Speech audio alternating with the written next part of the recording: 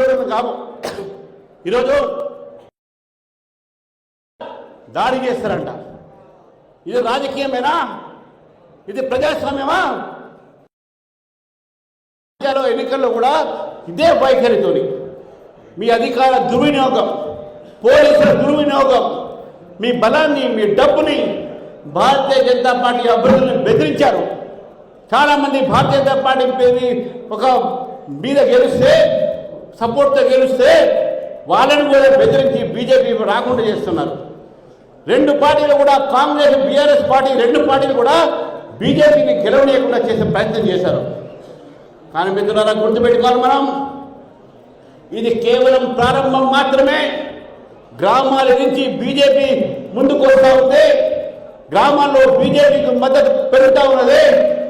గ్రామీణ ప్రాంతంలోనే కాదు, మేధావులు కూడా బీజేపీని ఆదరిస్తున్నారు. దానికి నిదర్శనం ఏంటంటే, మొన్న జరిగినటువంటి 2 ఎమ్మెల్సీలో కొమరయ్య గారు, అంజిరెడ్డి గారు భారీ మెజారిటీతో గెలిచినటువంటి ఒక దాఖలా భారతీయ జనతా పార్టీ ఉన్నది. కాబట్టి ఎప్పుడు ఎన్నికలు జరిగినా తెలంగాణ ప్రజల్ని కోరుతా ఉన్నాను, తెలంగాణ ప్రజల్ని కోరుతా ఉన్నాము. మీరు అవినీతికి వ్యతిరేకంగా మీరు పోరాడాలంటే, ఈ అవినీతి ప్రభుత్వాన్ని మనం గద్దె దించాలంటే, గతంలో ఉన్నటువంటి అవినీతి ప్రభుత్వాన్ని కూడా మనం మళ్ళీ రాకుండా చేయాలంటే నరేంద్ర మోదీ గారిని బలపరచండి, బీజేపీని బలపరచండి. భారతీయ జనతా పార్టీ ప్రభుత్వాన్ని తెలంగాణలో తీసుకొచ్చి ఇక్కడ కూడా డబుల్ ఇంజన్ సర్కార్ మనం స్థాపిస్తాం, అభివృద్ధి మార్గంలో వెళ్దాం. కాంగ్రెస్ పార్టీ కేవలము ప్రజలను దోచుకునే కార్యక్రమం పెట్టారు.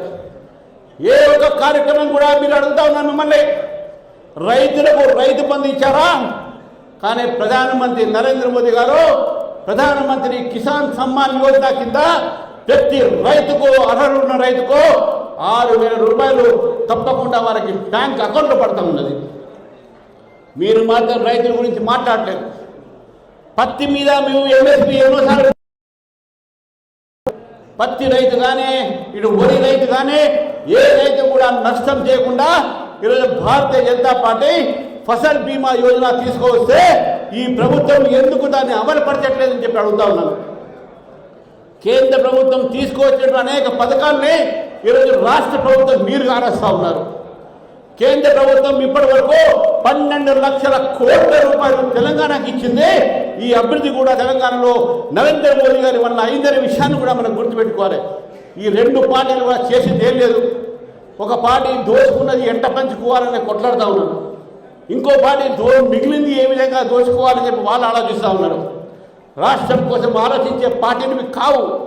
కాబట్టి ఈ రాష్ట్రాన్ని మనం బాగు చేయాలంటే, తెలంగాణ నిజంగా బంగారు తెలంగాణ కావాలంటే, తెలంగాణ అభివృద్ధి మార్గంలో పోవాలంటే భారతీయ జనతా పార్టీ మాత్రమే దానికి ప్రత్యామ్నాయం. రాబోయే మీ అందరినీ ఏ ఎన్నిక జరిగినా కోరుతూ, మరి ఈరోజు ఇంత పెద్ద సంఖ్యలో కలిసినటువంటి ఒక సర్పంచ్లను, వార్డు మెంబర్ని, ఉప సర్పంచ్ని మీకు కలవడానికి, మిమ్మల్ని సన్మానించడానికి, మీ స్ఫూర్తి తెలంగాణ ప్రజలకు అందించడానికి నేను ఇక్కడ రావడం జరిగింది. మీ అందరూ కూడా మరొకసారి శుభాకాంక్షలు. అదేవిధంగా మనం అందరం కూడా మీ అందరికి అభినందిస్తూ